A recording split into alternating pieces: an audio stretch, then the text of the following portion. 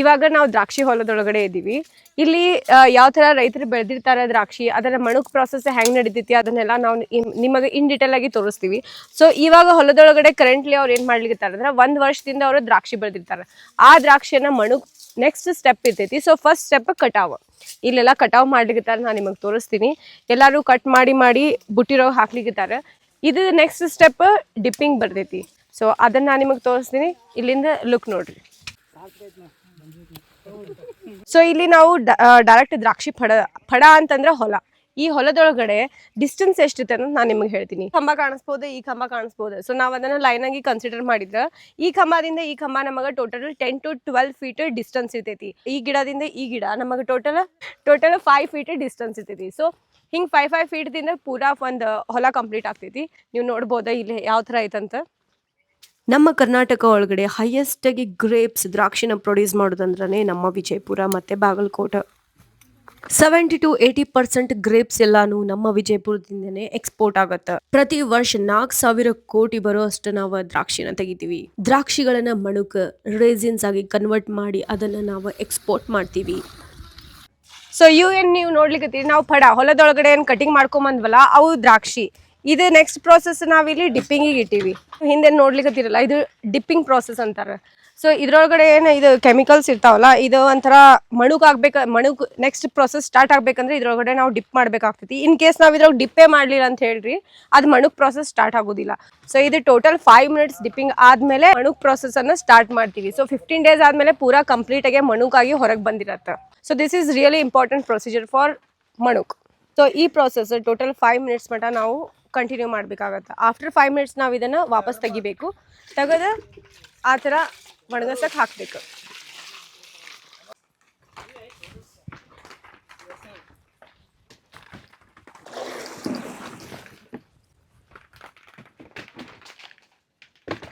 ಈ chemicals harmful ಆಗಿರುವುದಿಲ್ಲ.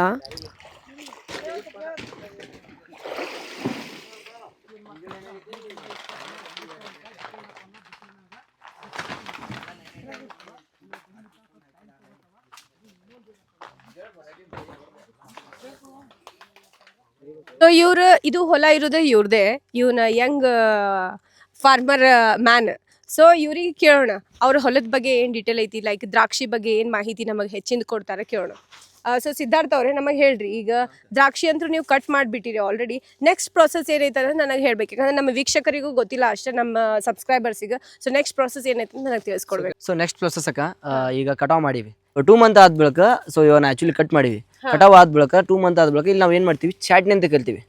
So ಈ ಕಡ್ಡಿನ ಕಟ್ ಮಾಡ್ತೀವಿ. ಈ ಕಟ್ ಮಾಡಿದ ಬಳಿಕ ಸೊ ಇದ್ರ ಗ್ರೋತ್ ಬಂದಾಗ್ಬಿಡ್ತೈತಿ. ಸೊ ನೆಕ್ಸ್ಟ್ ಇದು ಇಲ್ಲಿ ಬೇಬಿ ಗ್ರೋತ್ ಆಗ್ತೈತಿ ಮತ್ತೊಂದು. ಸೊ ಅದಾದ ಬಳಿಕ ಆಮೇಲೆ ಇದನ್ನ ಎನರ್ಜಿ ಇದಕ್ಕೆ ಕೊಡ್ತೈತಿ. ಸೊ ನ್ಯಾಚುರಲ್ ಆಗಿ 2-3 ಕಡ್ಡಿ ಜಾಯಿಂಟ್ ಆಗಿ ಬರ್ತಾವ. ಓಕೆ. ಸೊ ಇದು ಕಟ್ ಮಾಡಿದ ಕೂಡಲೇ ಮತ್ತೆ ಹೊಸದಾಗಿ ಬೆಳಿತೈತೆ ಅಂತ ನೀವು ಹೇಳಿ. ಇನ್ನೊಂದು ಬೇಬಿ ಗ್ರೋತ್ ಜೊತೆಗೆ ಬೆಳಿತೈತೆ. ಓಕೆ, ನನಗೆ ಒಂದ್ ಮಾತು ಹೇಳ್ರಿ, ಇದನ್ನ ಯಾಕೆ ಕಟ್ ಮಾಡ್ಬೇಕು? ಅಂದ್ರೆ ಇದ್ರೊಳಗೆ ಮತ್ತೆ ಬೆಳ್ಕೋತ ಹೋಗ್ತೈತಲ್ಲ, ಮತ್ತೆ ಇದನ್ನ ಯಾಕೆ ಕಟ್ ಮಾಡ್ಬೇಕು? ಗುಡ್ ಕ್ವಶನ್ ಅಕ್ಕ. ಈಗ ಇದು ಯಾಕೆ ಕಟ್ ಮಾಡ್ಬೇಕಂದ್ರೆ ಇದ್ರಲ್ಲಿ ಎನರ್ಜಿ ಮುಗಿತಕ್ಕ ಇವಾಗ. ಸೊ ಹೊಳ್ಳಿ ಇದು ದ್ರಾಕ್ಷಿ ಕೊಡಂಗಿಲ್ಲ. ಓಕೆ. ಸೊ ಇದ್ರದ್ದು ಏನಿರ್ತೈತಿ, ಇದ್ರದ್ದು ಕೆಲಸನೇ ವ್ಯಾಲಿಡಿಟಿ ಮುಗಿತಕ್ಕ ಇವಾಗ. Okay, fine. ಹಾ. ಸೊ ಇವಾಗ ಇದು ಕಟಾವ್ ಮಾಡಿ ಬೇಬಿ ಗ್ರೋತ್ ಆಗ್ತೈತಿ. ಅದಾದ್ಮೇಲೆ ಮತ್ತೆ ನ್ಯಾಚುರಲಿ ಇನ್ನೂ ಜಾಸ್ತಿ ಗ್ರೋತ್ ಸಿಗ್ತೈತಿ. ನಾವು ಕಟ್ ಮಾಡ್ಕೋತದಂಗ ಜಾಸ್ತಿ ಬರ್ತೈತಿ. ಸೊ ನಿಮಗೆ ಗೊತ್ತಾಯ್ತಲ್ಲ ದ್ರಾಕ್ಷಿ ಹೆಂಗ್ ಎವ್ರಿ ಇಯರ್, ಇದು ಪೂರಾ 1 ವರ್ಷದ ಬೆಳೆ ಅಲ್ಲ, 1 ವರ್ಷ ಪ್ರೋಸೆಸ್. ಸೊ ಈಗ ಕಟ್ ಮಾಡಿದಾದ್ಕೂಳೆ ಮತ್ತೆ ಅದನ್ನ ನಾರ್ಮಲ್ ನಾವು ಹೆಂಗ್ ಗಿಡ ಬೆಳೆಸ್ತೀವಿ ಹಂಗೆ ಬೆಳೆಸ್ಕೊತ ಹೋಗುದು. ಮತ್ ನೆಕ್ಸ್ಟ್ ಏನಿರ್ತೈತಿ, ದ್ರಾಕ್ಷಿ ತಾನೇ ಬೆಳ್ಕೊತ ಹೋಗಿರ್ತೈತಿ. ಸೊ ಸಿದ್ಧಾರ್ಥ ಅವ್ರೆ, ನಿಮ್ದು ಇದ್ರೊಳಗಡೆ ಪಡದೊಳಗಡೆ ನಿಮ್ದು ಹೊಲದೊಳಗಡೆ ಯಾವ ತಳಿದ ನೀವು ಯಾವ ವೆರೈಟಿದ ದ್ರಾಕ್ಷಿ ಹಾಕಿರಿ? ಅಕ್ಕ ನಮ್ಮಲ್ಲಿ 2 ತಳಿ ಅದಾವ. ಒಂದು ಮಾಣಿಕ್ ಚಮನ್ ತಳಿ ಐತಿ, ಇನ್ನೊಂದು ಥಾಮ್ಸನ್ ತಳಿ ಐತಿ. ಸೊ 2 ತಳಿ ಬೆಳೆಸ್ತೀವಿ ನಾವು ಆರಾಮ್ಸೆ. ಅಂದ್ರೆ ಡಿಫರೆನ್ಸ್ ಏನೈತಿ ಅಕ್ಕ? ಈಗ ಮಾಣಿಕ್ ಚಮನ್ ಅಂದ್ರೆ ಲಾಂಗ್ ಬರ್ತೈತಿ, ಸ್ವಲ್ಪ ಉದ್ದ. ಸೊ ಥಾಮ್ಸನ್ ಅಂದ್ರೆ ಲೈಕ್ ರೌಂಡ್ ಟೈಪ್ ಇರ್ತೈತಿ. ಓಕೆ. ಸೊ ಸೈಜ್ ಒಳಗಡೆ ವೇರಿ ಆಗುತ್ತೆ ಸೈಜ್. ಸೊ ನಿಮ್ ಪ್ರಕಾರ ಎಷ್ಟು ತಳಿ ದ್ರಾಕ್ಷಿ ಇರ್ತಾವ, ಎಷ್ಟು ವೆರೈಟೀಸ್ ಆಫ್ ದ್ರಾಕ್ಷಿಸ್ ಇರ್ತಾವ? ಜಾಸ್ತಿ ಅದಾವ. ಈಗ ನನ್ನ ತಿಳಿದ ಮಟ್ಟಿಗೆ 100+ ಅಂತ ತಳಿಗಳದಾವ. ಓಕೆ. ಸೊ ನಿಮ್ ಕಡೆ ಇರೋದು ಟೋಟಲ್ 2 ವೆರೈಟಿ. ನಮ್ಮಲ್ಲಿ 2 ತಳಿ ಅದಾವ. ಸೊ ಇನ್ನೂ 2 ಎಕರೆ ಹಚ್ಚತ್ತೀವಿ, ಅಲ್ಲಿ ಬೇರೆ ತಳಿ ಹಚ್ಚತ್ತೀವಿ. ಇವೆರಡು ಬಿಟ್ಟು ಬೇರೆ ತಳಿ ಹಚ್ಚತ್ತೀವಿ. ನಿಮ್ ಪ್ರಕಾರ ಯಾವ್ದು ತಳಿ ಚಲೋ ಇರ್ತೈತಿ ನೋಡಗ? ನೀವು ಬೆಸ್ಟ್ ಅಂದ್ರೆ ಮಾಣಿಕ್ ಚಮನ್. ಲಾಂಗ್ ಬರ್ತೈತಿ, ಮೊಣಕಿ ತಿನ್ನಾಕ ನೋಡಕ ಒಂಥರ ಚಂದ ಇರ್ತೈತಿ. ಸೊ ಅದ್ರ ಸಲಿಂದ ಮಾಣಿಕ್ ಚಮನ್ ಬೆಸ್ಟ್ ಅನಿಸ್ತೈತಿ. ದ್ರಾಕ್ಷಿ ತಿನ್ನಕ್ಕೂ ಚಲೋ ಇರ್ತೈತಿ ಮತ್ತೆ ಮಣುಕ್ ಮಾಡ್ಲಿಕ್ಕೂ ಚಲೋ ಇರ್ತೈತಿ. ಸೊ ಅಕ್ಕ ನಮ್ ಕಡೆ 2 ತಳಿ ಅದಾವಲ್ಲ, ಇದು ಮಾಣಿಕ್ ಚಮನ್ ಅಕ್ಕ. ಸೊ ಈ ತಳಿ ಬಂದ್ಬಿಟ್ಟು ಈ ಕಡೆ ಎಲ್ಲ ಐತಿ. ಸೊ ಈ ತಳಿ ಬಂದ್ಬಿಟ್ಟು ಥಾಮ್ಸನ್ ಅಂತ. ಥಾಮ್ಸನ್ ತಳಿ, ಈ ಸೈಡಲ್ಲ ಈ ಥಾಮ್ಸನ್ ತಳಿ ಐತಿ. ಸೊ ಟೋಟಲಿ ನಮ್ಮ ತಳಿ ಎರಡು ವೆರೈಟಿ ಒಳಗದಾವ.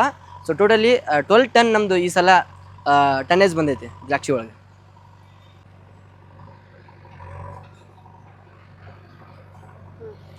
ಓಕೆ ಸಿದ್ಧಾರ್ಥ್ ಅವ್ರೆ, ಇದು ಏನು ಇದು ಪ್ರೊಸೀಜರ್ ಒಂದ್ ಸ್ವಲ್ಪ ತಿಳಿಸ್ರಿ ನನಗೆ. ಇಲ್ಲಿ ಪ್ರೊಸೆಸಿಂಗ್ ಏನಿರ್ತೈತೆ ಅಂದ್ರೆ ನಾವು ಡೀಪ್ ಆದ ಬಳಿಕ ಈ ರೀತಿ ಹಾಕ್ತಿವಿ ಕೈಯಲ್ಲಿ ಸಡ್ಡಿಗೆ ತಂದು. ಸಡ್ಡಿಗೆ ಹಾಕಿದ ಬಳಿಕ ಇದನ್ನ ಸೆಡ್ ಅಂತಾರ ಅಂದ್ರೆ. ಸೊ ಇವಾಗ ಡೇ 2 ಹೋಗೋದಲ್ದ, ಸೆಕೆಂಡ್ ಡೇ ಐತಿ ಇದ್ರದ್ದು ಪ್ರೊಸೆಸಿಂಗ್. ಅಂದ್ರೆ ಫಸ್ಟ್ ಡೇ ಹಾಕಿದಾಗ ಪೂರ್ತಿ ನ್ಯಾಚುರಲ್ ಆಗಿ ಸೈನ್ ಆಗ್ತಿರ್ತೈತೆ. ಅದು ಹೆಂಗೆ ನ್ಯಾಚುರಲ್ ಆಗಿ ಬಿಡ್ದಿರ್ತೈತಿ ಗಿಡದಾಗ ಹಂಗಿರ್ತೈತಿ. ಬಟ್ ಇದ್ರದ್ದು ಈಗ ಮೃದು ಆಗಿರ್ತೈತೆ ಕೈ. ಈಗ ಇದ್ ನೋಡ್ರಿ, ಅಗಳೇ ಫುಲ್ ಹೆಂಗ್ ದೊಡ್ಡ ಆಗಿತ್ತಲ್ಲ. ಸೊ ಇದು ಕೆಮಿಕಲ್ ಹಾಕಿ ಇದು ಸೆಕೆಂಡ್ ಡೇ ಆಗೈತಿ. ಇದು ಡಿಪಿಂಗ್ ಆದ ಬಳಿಕ ಆಫ್ಟರ್ 1 ಡೇ, ಇದು ಡಿಪಿಂಗ್ ಆದ ಬಳಿಕ ಆಫ್ಟರ್ 1 ಡೇ ಇದು ಈ ಸಿಚುವೇಶನ್ ಒಳಗೆ ಇರ್ತೈತಿ. ಇದು ಆದ್ಮೇಲೆ 15 ಡೇ ಆದ ಬಳಿಕ ನೆಕ್ಸ್ಟ್ ಕಂಡೀಷನ್ ಇರ್ತೈತಿ ಅದ್ರದ್ದು ಈ ಸೈಡ್. ಇದು ಎಷ್ಟು ಡೇಸ್ ಆಗೈತಿ ಸರ್? ಸೊ ಟೋಟಲ್ ಲೆಕ್ಕ ಇದು 15 ಡೇ ಐತಿ ಇವಾಗ. ಓಕೆ, ಇದು ಲಾಸ್ಟ್ ಪ್ರೊಸೀಜರ್ ಇದರದ್ದು. ಇದನ್ನ ನಾವು ತೆಗೆದು ಲಾಸ್ಟ್ ಡೇ ಇವತ್ತು ಆಕ್ಚುಲಿ ಲಾಸ್ಟ್ ಡೇ. ಇವಾಗ ಒಮ್ಮೆ ಸಡನ್ ಆಗಿ ತಿನ್ನಕ ಆಗಂಗಿಲ್ಲ, ತಿನ್ಬೋದು. ಬಟ್ ಇದಕ್ಕೆಲ್ಲ ನಾವ್ ಏನ್ ಮಾಡಿರ್ತೀವಿ ಅಂದ್ರೆ ಸೈನಿಂಗ್ ಕೊಟ್ಟಿರ್ತೀವಿ. ಸೈನಿಂಗ್ ಸಲುವಾಗಿ ಕೆಮಿಕಲ್ ಯೂಸ್ ಮಾಡಿರ್ತೀವಿ. ಇಲ್ಲಿ ನೋಡ್ರಿ, ಫುಲ್ 15 ಡೇಸ್ ಆದ್ಮೇಲೆ ಮಣುಕ್ ಯಾವ ತರ ಬಂದೈತಂತ. ಇದು ನ್ಯಾಚುರಲಿ ಬಂದಿರ್ತೈತೆ ಕೈಗೆ. ನೋಡ್ರಿ ಇದು ಮಣುಕ್. ಸೊ 15 ಡೇಸ್ ಒಳಗಡೆನೆ ಮಣುಕ್ ಸಿಕ್ತೈತ್ ನಮಗಲ್ಲ. ಸೊ ಇದಕ್ಕೆ ಯಾವ ತರ ಟೆಂಪರೇಚರ್ ಎಲ್ಲ ಹೆಂಗ್ ಮೇಂಟೈನ್ ಮಾಡ್ತೀರಿ ನೀವು? ಕ್ಲೈಮೇಟ್ ಮೇಲೆ ಡಿಪೆಂಡ್ ಅಕ್ಕ. ಓಕೆ, ಸೊ ಇದಕ್ಕೆ ಏನು ಬಿಸಿಲು ಇರ್ಬೇಕು, ಮಳಿ ಇರ್ಬೇಕು, ಗಾಳಿ? ಬಿಸಿಲು ಇದ್ರೆ ಕಂಫರ್ಟ್ ಆಕ ಇದಕ್ಕ. ಆದ್ರೆ ಮಳಿ ಗಾಳಿ ಇದ್ರೆ ಸ್ವಲ್ಪ ಹೈರಾಣ ಆಗ್ತೈತಿ. ಆಮೇಲೆ ಮಳಿ ಇತ್ತಂದ್ರೆ ಕೋಲ್ಡ್ ಆಗಿ ಜಾಸ್ತಿ ಈಗ 15 ದಿನದೊಳಗೆ ಬರುವಂತ ಮಾಲ್ 17, 18, 20 ದಿನ ತನ ಮುಂದೆ ಹೋಗ್ತೈತಿ. ಸೊ ಇದಕ್ಕೆ ಓವರ್ ಆಲ್ ಬಿಸಿಲು ಬೇಕೇ. ಬಿಸಿಲು ಬೇಕು. ಬಿಸಿಲು ಇದ್ದು ಹಿಂಗ ಶೆಡ್ ಹಾಕಿದ್ರೆ ಇದು ಕ್ವಾಲಿಟಿ ಚಲೋ ಬರ್ತೈತಿ ನಮಗೆ. ಬಿಸಿಲ ಗಾಳಿ ಬಾಳ ಇಂಪಾರ್ಟೆಂಟ್ ಆಕ ಇದಕ್ಕೆ, ಜಲ್ದಿ ಆರಾಕ. ಸೊ ಮಳಿ ಬಂತಂದ್ರ ಇದ್ರದ್ದು ಇನ್ನೂ ಜಾಸ್ತಿ ದಿನ ನಾವು ಮುಂದೆ ಹೋಗ್ತೈತಿ. 15 ಡೇಸ್ ಇದ್ದಿದ್ದು 20 ಡೇಸ್ ಹಂಗ್ ದಾಟ್ಕೋತ ಹೋಗ್ತೈತಿ. ಓಕೆ, ಸೊ ನಿಮ್ಗೆಲ್ಲ ಗೊತ್ತೈತಲ್ಲ, ಇದು 15 ಡೇಸ್ ವರ್ಗು ಚಲೋ ಬಿಸಿಲು ಇದ್ದಿದ್ರೊಳಗಡೆ ಈ ತರ ಸ್ಟೋರ್ ಮಾಡಿರ್ತಾರ. ಅವಾಗ ನಮಗ ಈ ತರ ಮಣುಕ್ ಕಾಣಿಸ್ತೈತಿ. ಲಾಸ್ಟ್ 15th ಡೇ ಏನ್ ಮಾಡ್ತಾರ ಅಂದ್ರೆ ಇದನ್ನ ಡೈರೆಕ್ಟ್ ಹಿಂಗ್ ತೆಗಿಯಲ್ಲ. ಇಲ್ಲಿ ನೈಟ್ ಐತಲ್ಲ, ಅವ್ರು ಫುಲ್ ಈ ತರ ಒಂದು ಪಿಟ್ ಹೋಲ್ ತರ ಮಾಡಿ ಅದ್ರ ಒಳಗಡೆ ಅದೇನೋ ಹಾಕ್ತಾರ, ಹೊಗೆ ಎಬ್ಬಿಸ್ತಾರ. ಹೊಗೆ ಎಬ್ಸಿದ ಕೂಡಲೇ ಇದೆಲ್ಲ ಇದು ಫುಲ್ ಕ್ಲೋಸ್ಡ್ ಆಗಿರ್ತೈತಿ. ರೂಫ್ ಕ್ಲೋಸ್ ಆದ್ಮೇಲೆ ಅದು ಹೊಗಿದೇನು ಇಫೆಕ್ಟ್ ಇರ್ತೈತಿಲ್ಲ, ಇದಕ್ಕೆ ಹೋಗ್ತೈತಿ. ಸೊ ನಮ್ಮ ಮಣುಕಿಗೆ ಏನೈತಲ್ಲ ಸ್ವಲ್ಪ ಶೈನ್ ಬರ್ತೈತಿ. ಶೈನ್ ಬಂದಾಗ ಅದೊಂಥರ ನೀಟ್ ಕಾಣಿಸ್ತೈತಿ. ಸೊ ಚಲೋ ಕಾಣಿಸ್ತೈತಿ. ಆಮೇಲೆ ಕ್ವಾಲಿಟಿ ಸ್ವಲ್ಪ ಇಂಪ್ರೂವ್ ಆಗ್ತೈತಿ ಅಂತ ಕೇಳ್ಪಟ್ಟಿ ನಾನು. ಇದು ನೆಕ್ಸ್ಟ್ ಫ್ಯಾಕ್ಟ್ರಿ ಒಳಗಡೆ ಯಾವ ತರ first class, second class, third class ಅಂತ ಕ್ವಾಲಿಟಿ ವೈಸ್ ಚೆಕ್ ಮಾಡ್ದಾರ ಅನ್ನೋದು ಅಲ್ಲಿ ನೋಡೋಣ ಅಂತ. ಸೊ ಇದೇನ್ ನೀವು ನೋಡ್ಲಿಕ್ಕೆ ಇದಕ್ಕೆ ಕೃಷಿ ಹೊಂಡ ಅಂತಾರ. ಇಟ್ಸ್ ನಥಿಂಗ್ ಬಟ್ ಒಂದು ಬಾವಿ ಅನ್ಬೋದ. ಬಟ್ ಬಾವಿ ಏನು ನ್ಯಾಚುರಲ್ ಆಗಿ ನಮಗ ಭೂಮಿಯಿಂದ ಹೊರಗಡೆ ಬರ್ತೈತಿ ನೀರು. ಬಟ್ ಇಲ್ಲ ಹಂಗಿಲ್ಲ, ನಾವು ಬೋರ್ವೆಲ್ ಇಂದ ನೀರನ್ನ ಇದ್ರೊಳಗೆ ಜಮಾ ಮಾಡ್ತಿರ್ತೀವಿ. ಸೊ ಬೇಸಿಕಲಿ ನಮ್ದೊಂದು ಟ್ಯಾಂಕ್ ಅಂತ ಅನ್ಕೋಬಹುದು. ಹೊಲಕ್ಕೆ ಯಾವಾಗ ಎಮರ್ಜೆನ್ಸಿ ನೀರು ಬೇಕಾಗಿರ್ತೈತಿ, ಸೊ ಮಧ್ಯೆ ಸ್ಟೋರ್ ಮಾಡ್ಕೊಂಡು ಅವ್ರು ಏನ್ ಮಾಡ್ತಾರ, ರೈತರು ಇದನ್ನ ತಮಗೆ ಯಾವಾಗ ಬೇಕು ಅವಾಗ ಬಳಸ್ಕೊಂತಿರ್ತಾರೆ. ಸೊ ಈ ಹೊಲದೊಳಗಡೆ ನಾವು ನೋಡ್ಬೋದು ಟೋಟಲ್ 2 ಎಕರ್ ಒಳಗಡೆ ಇದು ಸ್ಪ್ರೆಡ್ ಆಗಿರೋ ಅಂತ ಒಂದು ಕೃಷಿ ಹೊಂಡ. ಟೋಟಲ್ ಡೀಪ್ 60 ಫೀಟ್ ಡೀಪ್ ಐತಿದು. ಸೊ ಅವ್ರು 2-3 ಇಯರ್ಸ್ ಕಂಟಿನ್ಯೂ ನೀರು ಯೂಸ್ ಮಾಡಿದ್ರೂ ಮುಗಿಯಲ್ಲ, ಅಷ್ಟು ದೊಡ್ಡದಾಗಿರೋ ಒಂದು ಕೃಷಿ ಹೊಂಡ.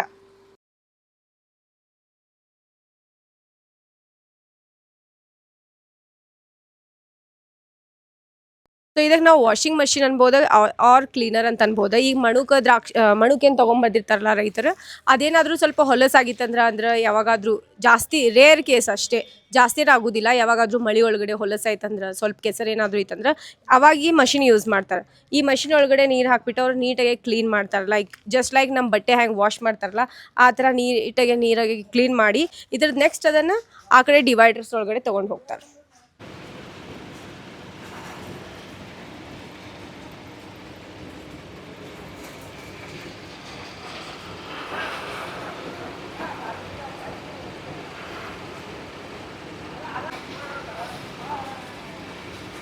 ನಮ್ದು ಫಸ್ಟ್ ಪ್ರೊಸೀಜರ್ ನಡಿಲಿಕ್ಕತೈತಿ. ಈ ಡೈರೆಕ್ಟ್ ರೈತರ ತಮ್ಮ ಹೊಲದಿಂದ ತಗೊಂಬಂದಾರ ಮಣುಕ್.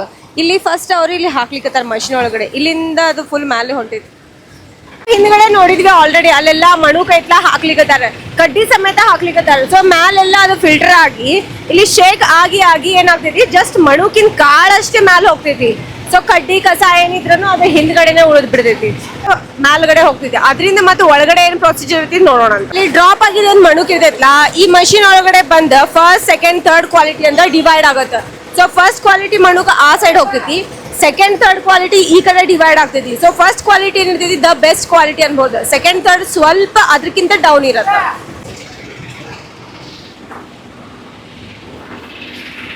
ಸೆಕೆಂಡ್ ಕ್ವಾಲಿಟಿ ಮಟೀರಿಯಲ್, ಇದು ಥರ್ಡ್ ಕ್ವಾಲಿಟಿ ಅಂದ್ರೆ ಫುಲ್ ಕಡಿಮೆ ಕ್ವಾಲಿಟಿ ಇದ್ದಿದ್ದು ಇಲ್ಲಿ ಬರ್ತೈತಿ. ಸೊ ಸೆಕೆಂಡ್ ಕ್ವಾಲಿಟಿ ಇಲ್ಲಿ ನೀವು ನೋಡ್ಬೋದು, ಜಾಸ್ತಿ ಏನು ಬರೋದಿಲ್ಲ, ಕಡಿಮೆ ಬೀಳ್ತೈತಿ, ಬಟ್ ಬಂದಷ್ಟು ಓಕೆ. ಇಲ್ಲಿ ನೀವು ನೋಡ್ಬೋದು ಅವ್ರ ಫಸ್ಟ್ ಕ್ವಾಲಿಟಿ ಮಣುಕ್ಸ್ ಎಲ್ಲ ಒಂದು ಬಾಕ್ಸ್ ಒಳಗಡೆ ವೇ ಮಾಡಿ ಮಾಡಿ ಹಾಕ್ಲಿಕ್ಕತ್ತಾರ. ಸೊ ನೀಟಾಗೆ ಮಸ್ತಾಗೆ ಮಣುಕ್ ಬಂದ್ಬಿಟ್ಟಾವ. ಇಲ್ಲಿ ನೋಡ್ರಿ ಎಷ್ಟು ಚಲೋ ಆಗಿ ಬಂದಾವ.